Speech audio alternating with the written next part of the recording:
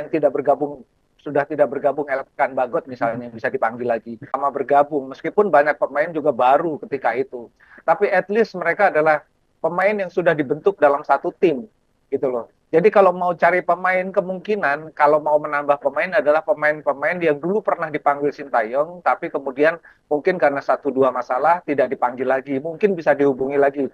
Saya bicara pemain seperti Sadil Ramdhani misalnya, ya, mungkin bisa diajak bicara, dipanggil lagi. Tapi kalau strateginya, menurut saya ini yang paling krusial harus dirumuskan oleh PSSI dan Kluivert serta timnya ya. Bagaimana menyiapkan tim ini tanpa kehadiran fisik pemain secara utuh.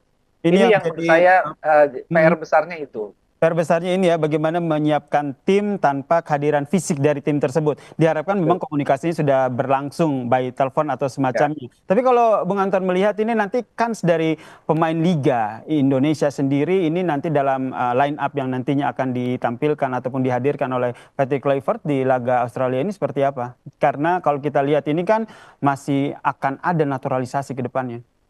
Kalau naturalisasi sih menurut saya ya karena itu kebijakan PSSI lah, Mm-mm. sudah nggak bisa ditahan lagi karena mereka ambisi betul ya dengan pemain-pemain diaspora itu. Mungkin Romaini kan akan bergabung, Ridgewell juga akan bergabung. Mm. Tapi kalau kita bicara kans pemain di Liga ya ini yang akan dilihat oleh Kluivert.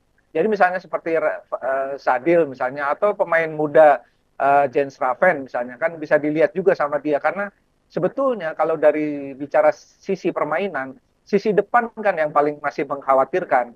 Tapi kan kalau dilihat dari timnya Sintayong, yang main di Liga 1 kan masih ada Hoki Caraka, masih ada Ramadan Sananta di lini depan. Si Kluivert ini akan lihat lagi gitu loh, sambil melihat kemungkinan striker-striker lain yang bisa dia kumpulkan dalam waktu yang sudah mepet sekali ini, apalagi memasuki bulan Ramadan dan lain-lain. Jadi menurut saya ini challenge-nya luar biasa berat ya bagi Kluivert.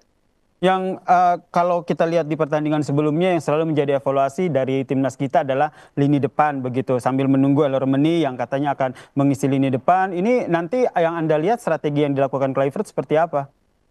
Ya saya kira memaksimalkan lagi ya, karena kan satu harus diakui Indonesia kan nggak punya pemain yang dengan karakter striker murni. Hmm. Ada Ramadan Sananta dan Hoki Caraka, tapi kan nggak terlalu fit penampilan mereka. Jadi harus dilihat lagi nih, apakah yang akan dibicarakan dengan Ramadan dan Hoki Caraka misalnya, karena dia kan sebetulnya yang sudah lama bergabung, dua pemain ini gitu loh. Rafael Strike barangkali kalau sudah selesai kompetisinya bisa diajak bicara juga. Tapi kemungkinan besar tidak akan banyak perubahan di lini depan. Mungkin ada pemanggilan satu dua pemain ya. Mungkin bukan di lini depannya, tapi di lini sayap atau di lini gelandang. Tapi saya tidak terlalu yakin siapa karena kalau kita lihat apa yang dibentuk oleh Sintayong itu yang terbaik yang dipunyai Indonesia. Mungkin ada beberapa pemanggilan baru lah, tapi mungkin pemain yang lama yang sudah tidak bergabung Elkan Bagot misalnya bisa dipanggil lagi.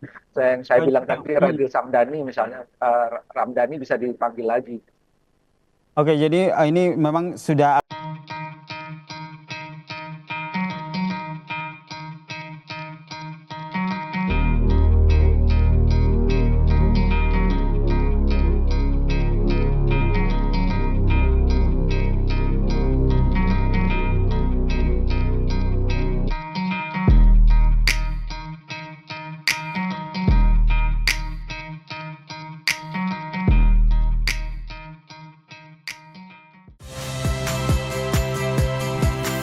Saya Tifa Solesa.